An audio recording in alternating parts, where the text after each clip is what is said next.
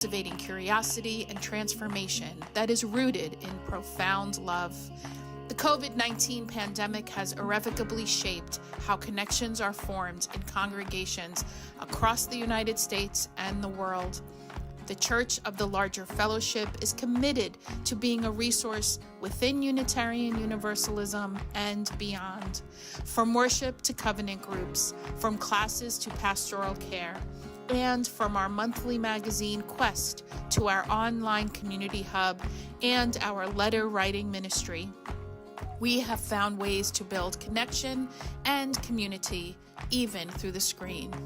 We have been a model for ministry on the margins, providing services for isolated Unitarian Universalists, becoming a spiritual lifeline for our members in prison.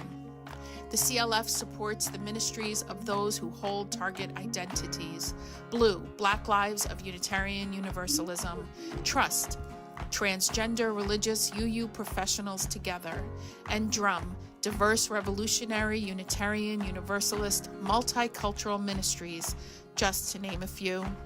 We know better than anyone how deep and meaningful connections can be formed, even from a distance. Unitarian Universalists have faced many challenges in these times, and we continue to persevere and fight for justice and equity for all people, especially during moments of crisis. We are proud to be a leader in this faith movement, and we invite you to get involved in our ministry. We strive to be a place where anyone from anywhere can find spiritual refuge anytime they need it. Welcome to the Church of the Larger Fellowship.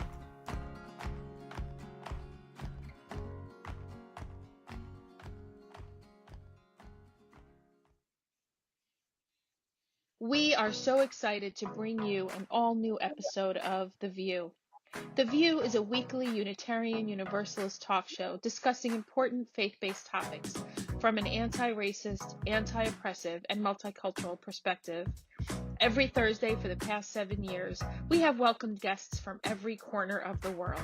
Our guests are writers, scholars, activists, and religious thought leaders who are shaping Unitarian Universalism and society for the 21st century and beyond. I hope today's show inspires you. Hope it builds your faith. Hope it gives you perspective to see the power of Unitarian Universalism at work in your life. Enjoy the message.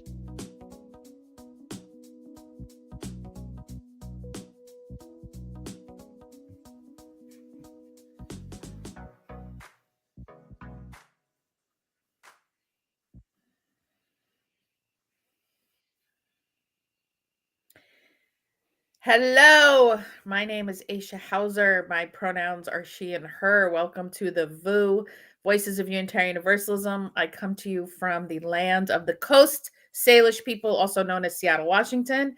I am a middle-aged, loud woman with long, curly, salt and pepper hair, black hair, brown skin, glasses, and I am wearing the kafia, which is the symbol of Palestinian freedom and liberation. Please stop the genocide and free Palestine. Dante! Hey, boo. Welcome to The View, everyone. My name is Dante Hilliard. I am here in the land of the Piscataway people, also known as Baltimore, Maryland, USA. I'm a pleasantly plump, cafe au lait toned African-American queer man in a rainbow-colored sweater that reminds us of Joseph and his technicolored coat. And I wear glasses and I have shoulder-length, reddish-brown locks. Dante, you are one of the most colorful human beings I've ever met. We met in 2019. You embody Joseph and the Technicolor dream coat no matter what you are wearing. I need you folks to know that. Like Dante, thank you for being a part of my life, Dante. You are the best. Today we are going to talk about the climate revival because Dante, I don't know if you knew this.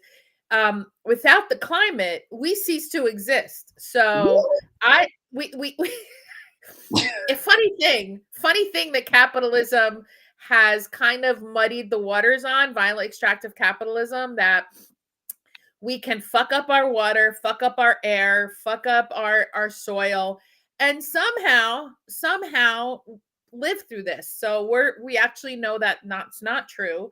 And so we are going to talk with let's get our guests on and just jump right in, because we got a So lot. are you suggesting that the Ruach of God is actually our ecosystem?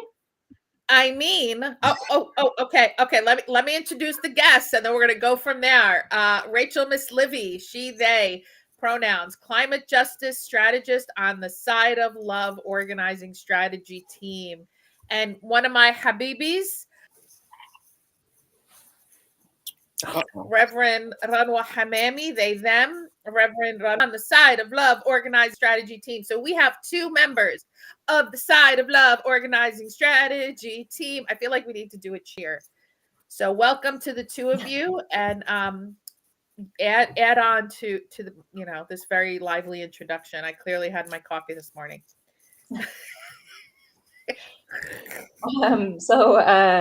I am still drinking my morning beverage, so I'm not maybe as vibrant as Aisha, but I'll try.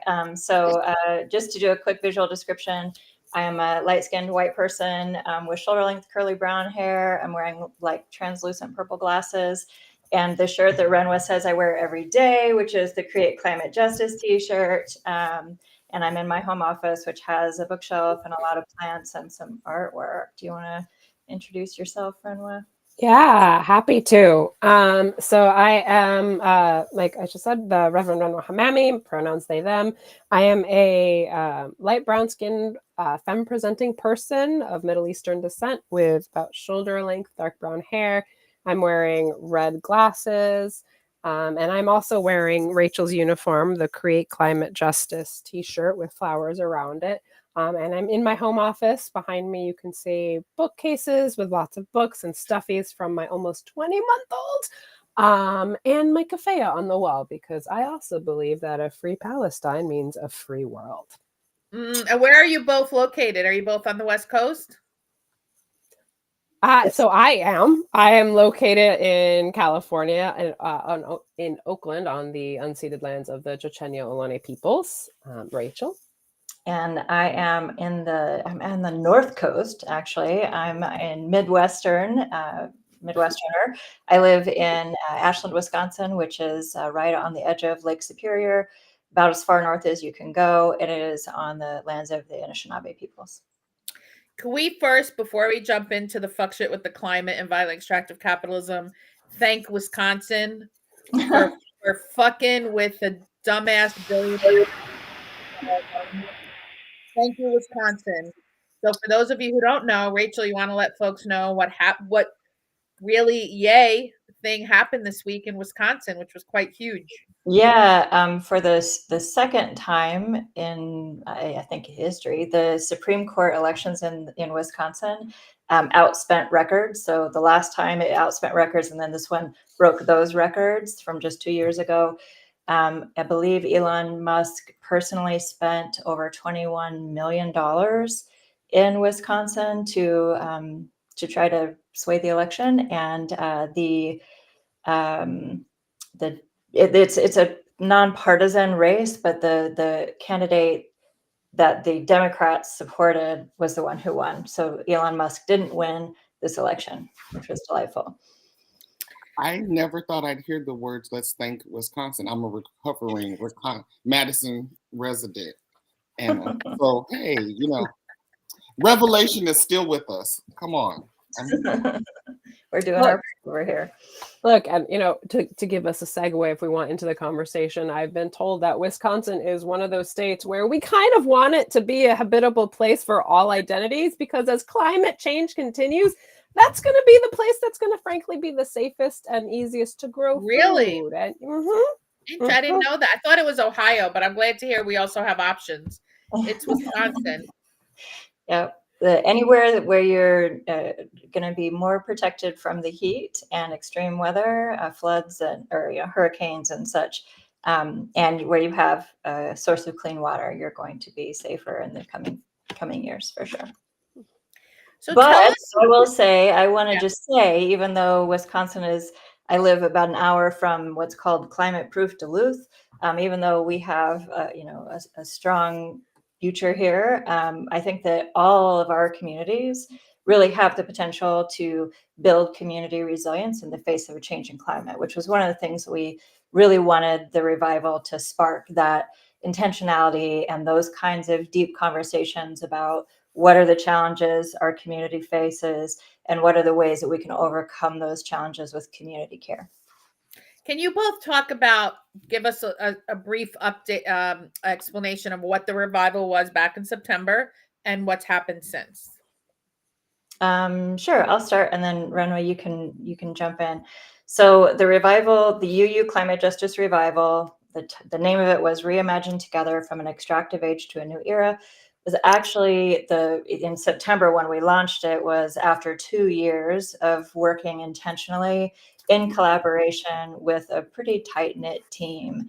And we wanted to create an opportunity for congregations and UUs all over to engage in these kind of difficult or challenging conversations around both, what we need to respond to and how we can respond to those problems with love at the center.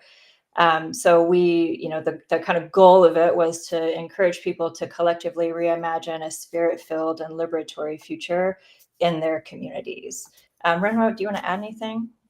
Yeah, I mean, I think one of the I came into the process a little bit later than Rachel, but we really wanted to make the revival something that anybody could engage in, and so created a range of materials that were accessible to congregations, whether they were like a 5-person emergent congregation to a 5,000-person has a lot of money congregation. And so, and offering opportunities for how do you do this virtually, hybrid, in person, and, really wanted to make it something where everybody could offer their imaginations about what's possible and then their concrete understandings about what's needed. And so, it was a joy to work with the folks on this team, and, with worship, with religious education, with organizing, just everything coming together, and it really being a culture shift opportunity for congregations. Mm-hmm. I think it was also like we experienced a culture shift in the way we can collaborate in the planning too. Those 2 years of planning, we were headed one direction pretty clearly, to have basically a major virtual event that everybody could tune into. And over a couple of months, as we were getting closer and closer to having to make those decisions to make that happen, it seemed like our energy was getting less and less enthusiastic.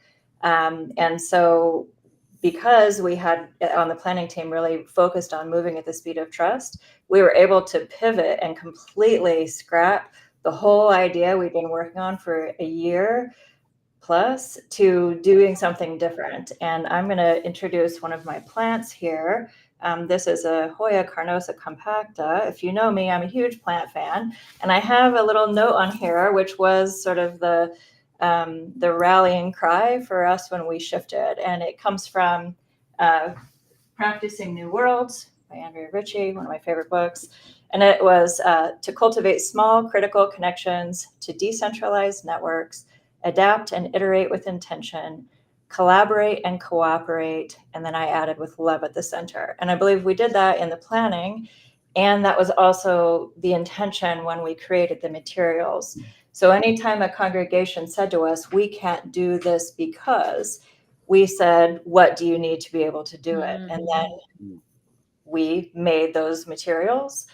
So as Ranwa can attest, we got a little bit of pushback from folks about there are so many materials, but there were so many materials because we wanted it to work for everyone. It's interesting because I one of my jobs way back, I don't know when, I was part of the curriculum developing team at the UUA for this massive online curriculum, and that was one of the criticisms. It's too much. Okay. We can't win for trying, because if you didn't put enough, It's like, you know what? You get to sit down, give yourselves 2 hours to look through shit and decide what appeals to you and doesn't. Why is it so hard? Clearly, I'm in a mood. Okay, what's happened since then? And Dante, please feel free to jump in with questions. Oh yeah, Fascism I'm gonna jump in on that and be like, I think there is an invitation for all of our people to celebrate abundance when we're talking about what it means for the UUA, for Unitarian Universalists broadly, to generate content for people we are in relationship with, for partners, to generate resources that can help all of us move towards that world with love at the center, leaning into an understanding of abundance. We don't, and even in our trainings, we will tell people, you don't need to read all of it. Find what works for you and your context. Yeah. Yes. What's our other tagline in our trainings, Ranwa? I'm only I remembering. will model imperfection so you can model grace or offer grace, depending on how you want to recall it. Yes. Yeah. And I would add that it's yes, abundance, my Lord, yes, not scarcity, but abundance. But can we talk about what it takes to resource plural religion? Listen. Plurality is at the heart of our tradition, our living tradition. Yep. And if we are practitioners of plural religion, how is it that someone thinks one thing is going to do work for everybody? We've designed it so that one thing will never work for everybody. That's the point. I'm going to make that a meme, Dante, because thank you. Yeah. Yeah. Yep. So while we understand and we made sure that the materials were responsive to everyone's needs, we did try to create a couple things that would work for everyone, like videos. We created, so we originally had an outline, and then Ranwa and I got enough feedback from people that they didn't feel like their facilitators were able to just fill in the blanks. And so we wrote out scripts. And then we had people say, we're still not sure our facilitators will feel comfortable reading those scripts. So Ranwa and I threw down and made videos. So if a congregation if they wanted the easiest path forward, all they would have to do is hit play when the scripts told you to hit play and put the materials out when it was time to put the materials out. So we really tried to make it as accessible for folks as possible. And I think it worked. I want to share just a couple of our outcomes. So we had 380 congregations in 45 states, plus Mexico, the Virgin Islands, and Canada.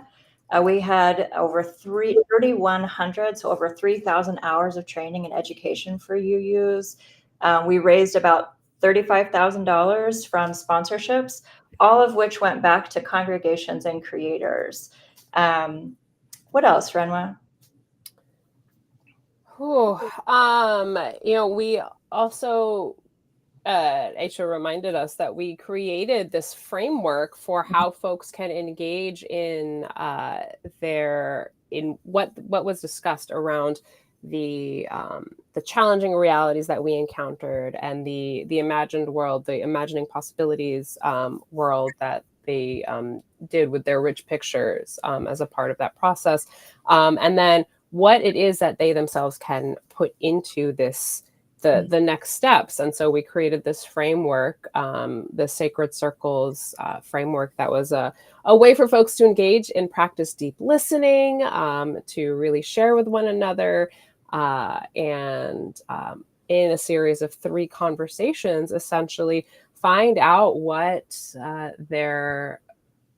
they could do that places love at the center, and then to name the places where hope abides, and really what are their intentions for moving forward. So that framework is one that can apply to any number of issues, any number of like leadership developments, like Rachel and I are both like, this was kind of technically a strategic planning tee up for folks that wanted to do some strategic planning if you needed to. And so Absolutely. Folks came out with a lot of really faith-centered data, if you will, that they could move into their congregation. And I want to add to with the Sacred Circles. which was something that built on multiple different iterations of a similar framework that has been happening for years in UU spaces, and we kind of refined it for this event with the intention or the understanding that a lot of times what happens in congregations is you have like one or two people doing the work of the whole congregation. So one or two people on the climate team doing the work for everybody. And what we wanted to do was flip that on its head. So instead of those people going out to the congregation and saying, hey, we need you to do X, Y, and Z so we can get these goals that we have done, is turning that on its head and saying, what are the things that you want to change in your community? What can you bring to this work, and what brings you joy? And then again, as Ranwa said, where are those places where hope abides? So then it's a whole bunch of people saying, this is what I think we need to do, and this is how I'm going to support it.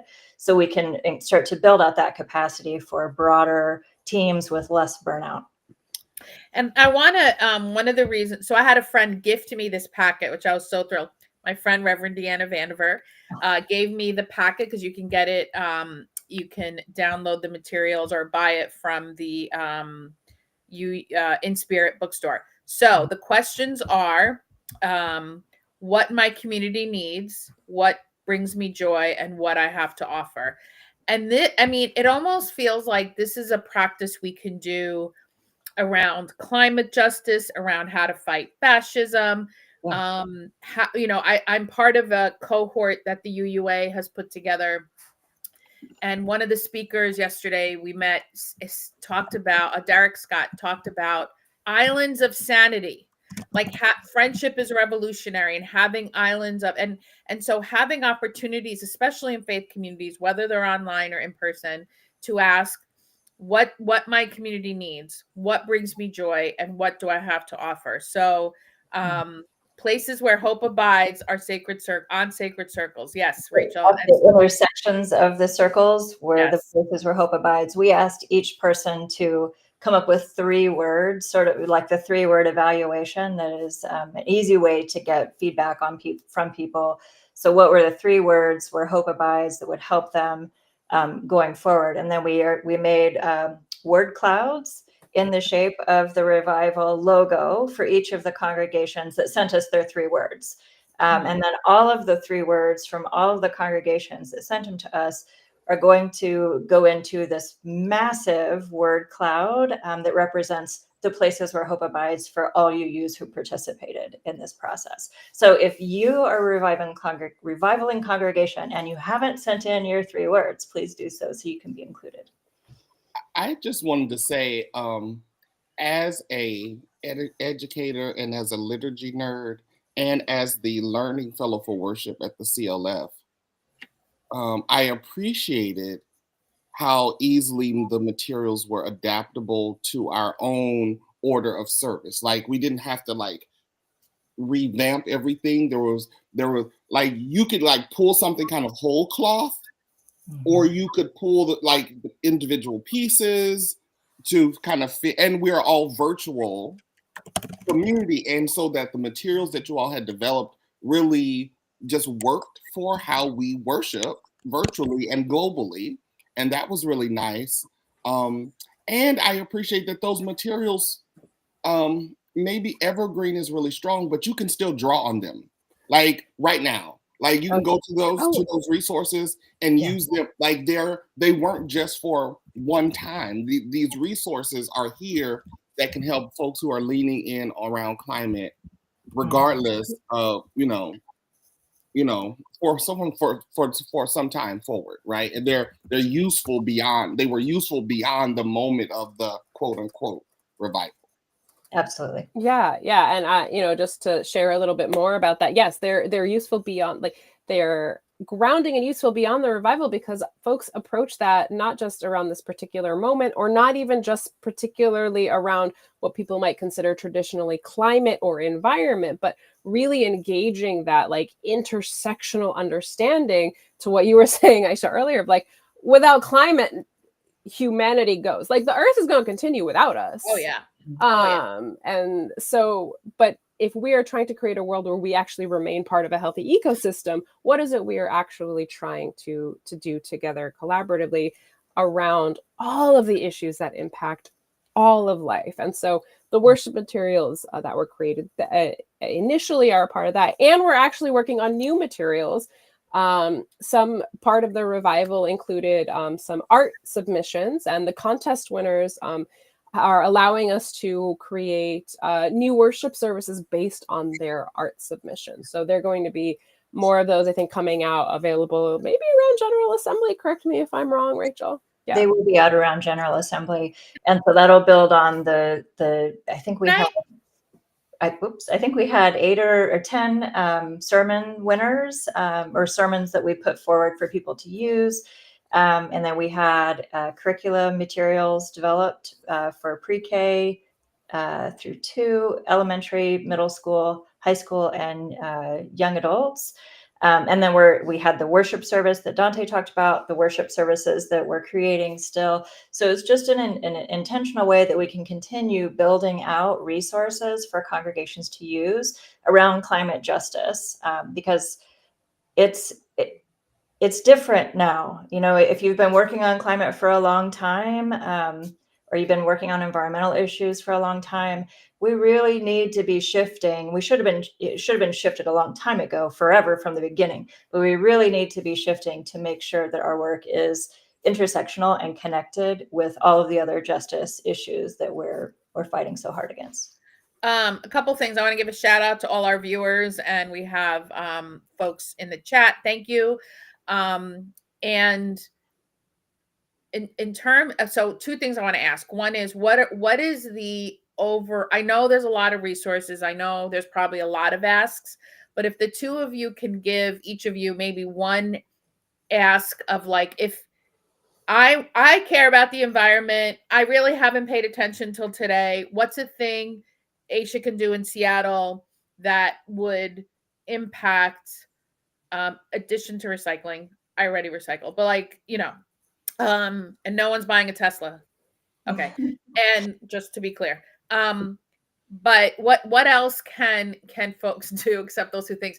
But the other thing I want to say is the environmental catastrophe, in addition to the horrific humanitarian catastrophe of dropping bombs on people, which we've been doing for decades. And in the last year, I think I saw someone say that what is happening in Gaza is, I think, equivalent to 6 Hiroshima bomb drops. I mean, even though they weren't nuclear, they were equivalent. And it cannot be overstated. Like, even when the Hate Pumpkin said, I'm going to turn it into the Riviera. How the fuck are you going to do that? Like, in what fucking, even if you wanted to, like, put aside the horror of that. Are you fucking kidding me right now? Like, what planet is everybody on? So anyway, I have a question there, 2 of them. What can people do and talk? And I do think the intersectionality can be like, needs to be more like, hey, actually, what we all care about is connected to the environment. Mm-hmm. Yeah. Yeah. You know, I appreciate you naming the real environmental impact that is militarization, and then explicitly naming the impact that is happening on the lands of Philistine and broadly, frankly, with what is happening. You know, it is becoming, it has been, frankly, inhospitable for people to live there for decades, and now just completely being decimated. In terms of what folks can do in their communities right now, I mean, I think the big thing is what is the primary issue that is directly impacting your community is really the piece that I would offer. You know, I think, you know, there are some congregations that are doing work around immigrant justice coming out of a revival, because those are the communities that are actually the most impacted in their context. And when you think about the intersectionality of it, you know, that's going to relate to housing, that's going to relate to, you know, climate forced displacement, that's going to relate to ensuring that folks have enough food, access to healthcare, and that is all part of climate justice. And so, you know, I think like really like grounding yourself in your context. What is happening in Seattle right now? Like, and Oh. I mean, in some of our major metropolitan areas, a lot is happening. So you do have to pick and choose. But, you know, and to that point, like, you don't have to do everything too. Yeah. Just, you know, find the thing that, as you do those sacred circles, what does your community need? What brings me joy? And really like diving into those pieces as well. Yeah. Yeah, if I can build on that a minute. So in the 3 years that I've been the climate justice strategist for the UUA, I've done countless coaching calls with mostly green sanctuary congregations or congregations who are working on the green sanctuary process. And as Ranwa pointed out, grounding in your context is really important. So that's a component of the green sanctuary process where you need to understand the context of oppression in your area, both, you know, historically and what's happening now, so you can identify the people who are most harmed by injustice in your community. And then in a lot of these coaching calls I had, I think of one in particular where they said, well, you know, we know we're supposed to work with people who are most impacted by climate injustice, but when we found a group to partner with, but what they want to work on is like access to healthcare, and it's not really environmental. And so there's been a lot of, you know, educating that, yeah, actually access to healthcare is a climate resilience strategy. So if people are affected, you know, if there's a disaster like we're seeing, I was just watching the weather on the massive rains in the Little Rock area in southeast. So people experiencing climate disasters are, you know, their homes are going to have mold in the walls after the floods recede. And then that will end up causing respiratory problems. And if people can't get care, then your community gets sicker and sicker and sicker. So one of the reasons that we've been talking about the sacred circles, but those we had these 2 exercises where you mapped the challenging realities, and then you did another map overwhelming those challenging realities with community care. And one of the, you know, people are always asking us, what's the goal of the revival? And I think we leaning into that abundance again, like there wasn't just one goal, there were multiple goals. One of the goals was for people to be able to understand the intersectional issues in their community and their very hyper local context. So that, to answer your question, Aisha, if somebody were to ask me, what can I do for climate justice in my community? I would say, as Ranwa said, figure out who was most impacted, and then figure out what organization or what, you know, activities are coming from the people who are most impacted, and then get behind them and support them and put your resources behind them, because the things that will work for the people who are most impacted will scale to the rest of us, where it's not true the other way around. 100%. Thank you for that. I think in Seattle, well, oh my God, Seattle. I mean, I've been here since 2013.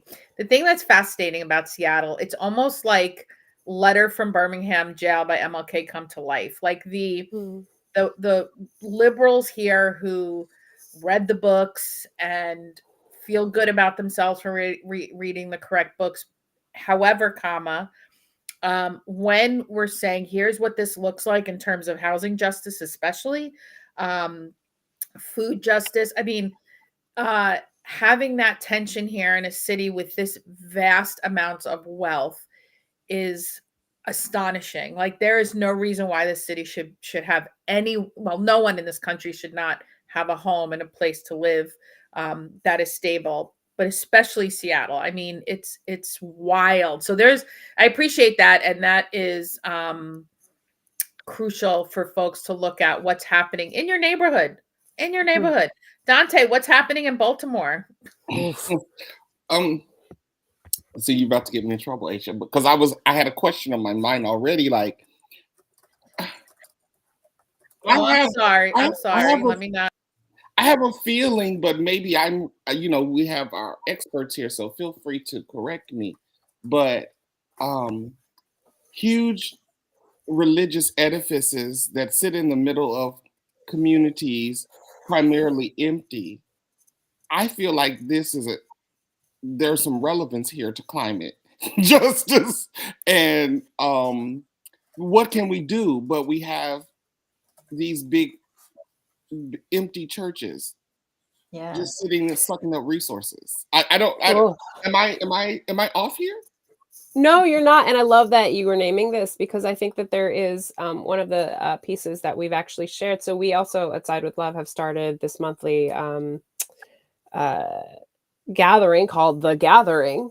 And at the March one that we did last month, we actually shared our congregational asset mapping tool, which we had iterations of that were specific to climate justice, democracy, reproductive justice, and we brought those together. And not necessarily everybody watching this today is part of a congregation or has a congregation that is a huge building with lots of resources, but that doesn't necessarily mean you still can't do an asset map to identify what it is you have to be nimble and responsive to the needs of community once you're in relationship with folks that are the most impacted or the most harmed. Once you are a trusted partner in that work, what can you share? What do you have? Again, leaning into that abundance and the values of leaning into our value of generosity, into our value of interdependence, putting love at the center of every way in which we show up. I love you. Please stay in my sanctuary. I recognize that there are implications to that congregations are facing very real consequences around. And what are we risking when we don't engage in that kind of care? At the end of the day, this is about caring for one another. So what are we offering to people? I'm going to get off that now.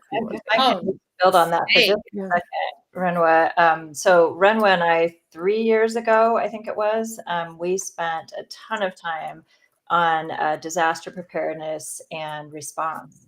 And we made a toolkit and we had tons of trainings and whatnot. And one of the things that we've encouraged congregations to do coming out of that training is, like to Dante's point, if you have a building that isn't used very much, or you have opportunities to use it more, put on solar panels with battery backup. So when the power goes out, you can open your doors to be a triage center. So people who are hurt can come and get care, or a cooling center when it's really, really hot, which is only going to get hotter, and the heat is only going to cause more health impacts. So a heating or cooling center, things like that. So people who are displaced can come to your congregation to get sanctuary, literally. And I want to lift up Nicole Thibodeau, super fan. Hi, Nicole, and thank you for everyone watching. Any work that deconstructs the effects of white supremacy culture is going to raise all boats. And I think that is at the heart of, here's the thing I'll say. I'm going to digress for a second, but it is connected. The ways that the current administration is the ways that they are trying oppression in all the ways is indicative of the ways I think we've succeeded. They wouldn't be doing this if we weren't working toward getting free and letting. That's why they want to get rid of the Department of Education, because they don't want a populace that is teaching each other, that we are leaning into. So having all these resources is such a gift, because, well, for all the reasons we said, and we lean into abundance. Thank you for that, Ranwa. And because it feels now so subversive to talk openly about the problems with the environment, because they don't want us talking about that either. Like, ignore the tornadoes that are, I mean, what? It really does feel biblical, and it's almost like, wow. I mean, yeah. So I think continuing to connect these dots for people is crucial. The other thing I want to bring up is Saturday. And I don't know why I'm glad that a lot of people are going to go. Take it back on Saturday. So hands off. So the reason why I'm bringing it up, I mean, I want to encourage, especially white people, to go, but the CLF is hosting a Nourish event with Reverend Aisha Ansano and Reverend Emily Conger to kick off our stewardship campaign. And we got interesting responses from people like, you need to change this. We're going to the march. Okay, let's all sit down in a circle together and let me explain that this march is not going to be accessible to everybody. This march, actually, I will name the concern that I have. This administration has been dying for Black and brown people to be out so they can harm us. They have been. Look how they attacked our children, our students, who were saying, hey, please stop killing people. Please stop. Please divest from horror. And they were vilified and continue to be vilified. And Mahmoud Khalil was taken. And I am the young Turkish PhD student whose name, I apologize, it has left me. She was abducted. People are getting abducted, literally just disappeared because of their stand. So this Saturday, hands off, please, those of you, especially with dominant culture abilities, who are able-bodied, temporarily able-bodied, because we all are, right? Go. And here at the CLF, we will also be having a place where we will build community and lean into community. Both things can happen. So I want to name that because it's all connected. Because this administration sure as shit doesn't give a fuck about the environment. So, okay. Yeah, no, I mean, and I think like, that's the giant hate pumpkin in the room, where there is that reality that what was happening at the federal level, under previous administrations wasn't great, but it is not where it is now. And so there's that reality of, okay, how are we organizing ourselves? How are we taking care of each other in this new context? And congregations have actually done the revival after the election and have used the mapping exercises about the mapping the challenging realities and imagining and identifying places of community care within this new reality, if you will. And so these exercises can still help us, revisit, if you've already done your revival, revisit what's shifted, and identify what is our new challenging reality. How are we naming the reality of police surveillance or elements of that, and how do we take care of each other? What are the opportunities for care there? If there is an opportunity for mobilizing folks with certain privileges in our world, great. What does that mean to then, I don't like to use the word capitalize because I hate capitalism, but what does it mean to lean into that opportunity? And so, thinking about the ways in which these are evergreen resources. They intentionally were designed for, okay, what is your reality right now? How do you respond to it? And so I think those mapping exercises can be really helpful and have been demonstrated to be helpful for congregations that have done the revival after. Yeah. Have you been connecting congregations throughout the year who attended it? I'm curious, like, has that been a thing that's been happening? Like, how are folks, I don't know, like, I don't know. I'm curious about how you're getting a sense of what's happening now, including the word cloud. I mean, I did hear that, but I'm curious what else is happening, if anything. Yeah, so throughout the whole, once we started, organizing for the public, once we moved past the planning, we really wanted to make sure that congregations and UUs who are doing this work could connect to each other.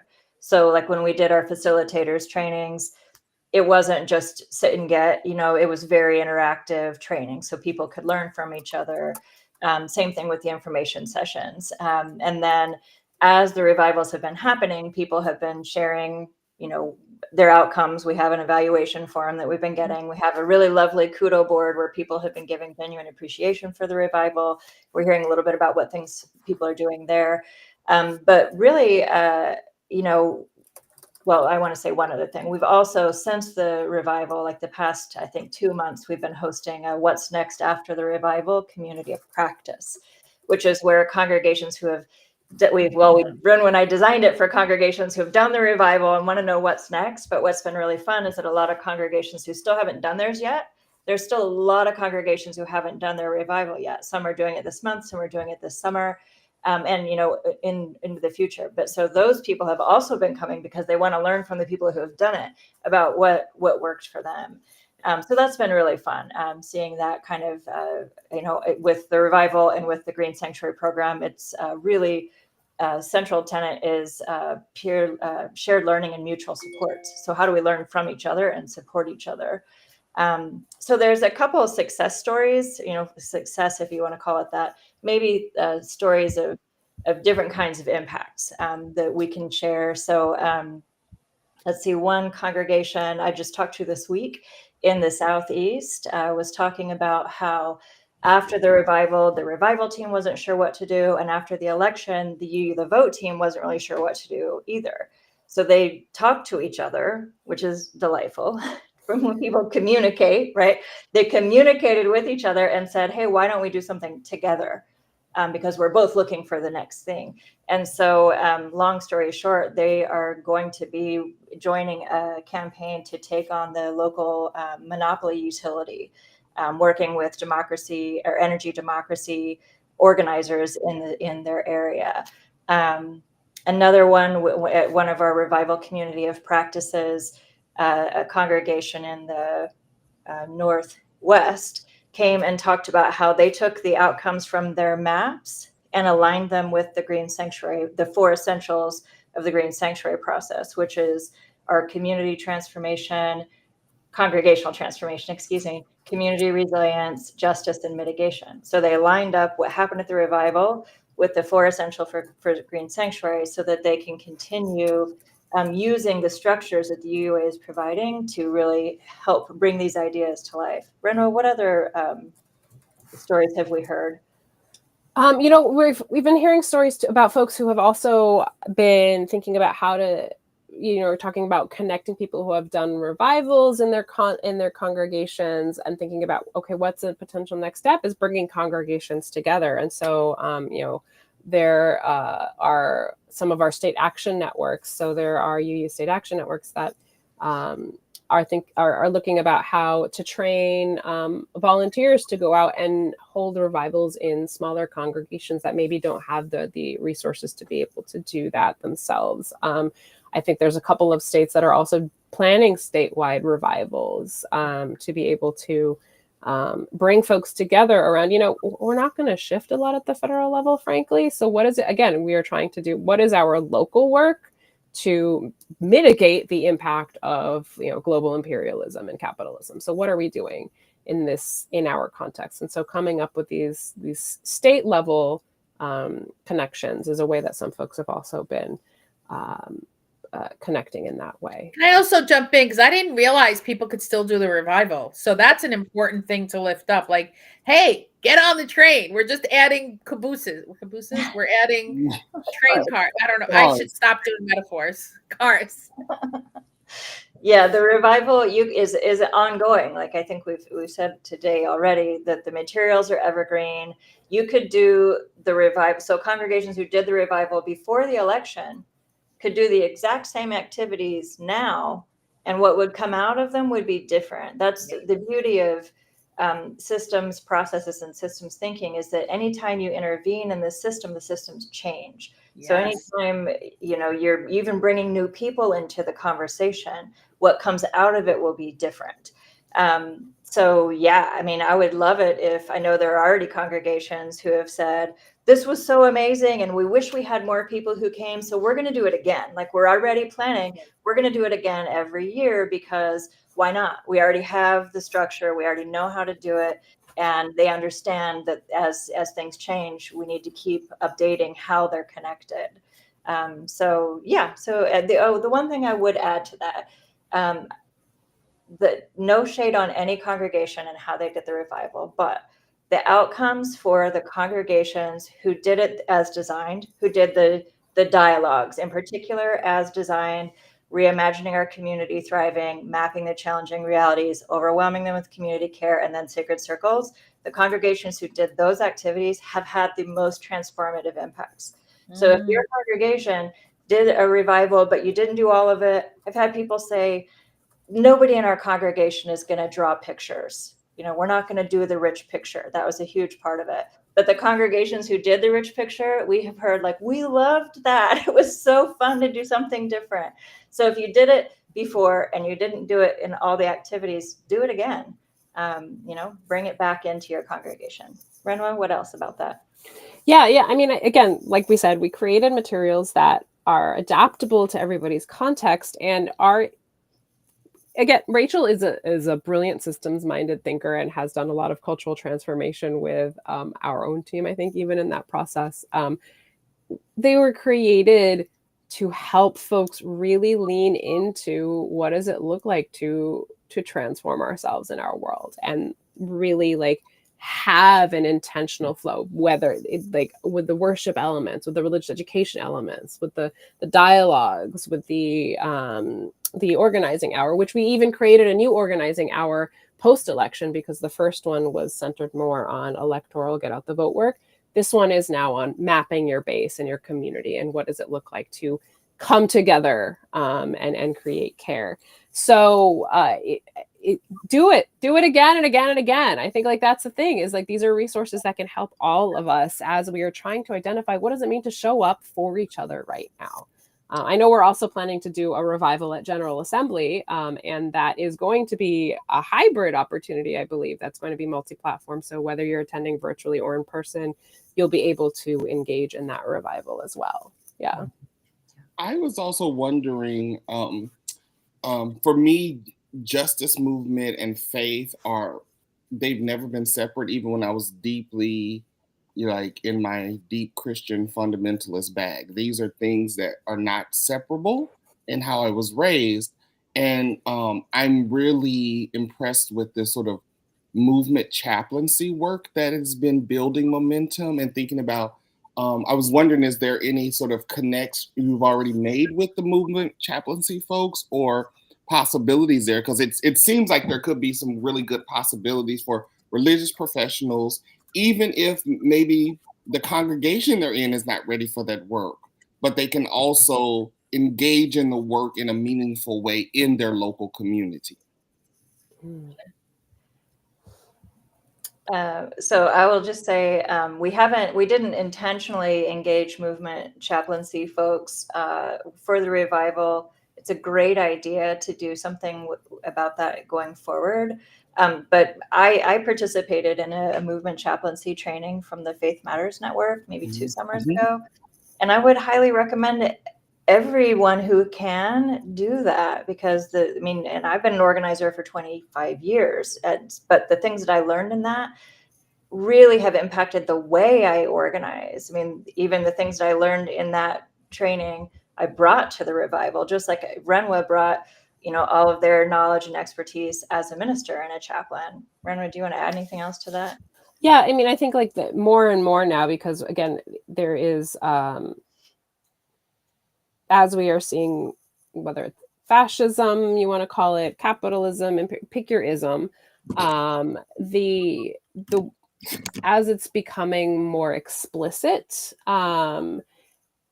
again, movement chaplaincy is a way for us to show care to one another, to be grounded in those values. And so how are we showing up as people of faith, demonstrating that people of faith value one another, and instead of how faith has been abused in public contexts and using police to move protesters so you can take a photo shoot with an upside down Bible, that's not faith.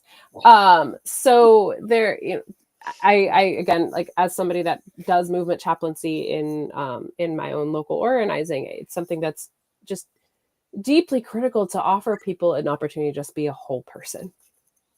To hold the grief, to hold the anger, to hold the joy, just be a whole person in this moment. Yeah.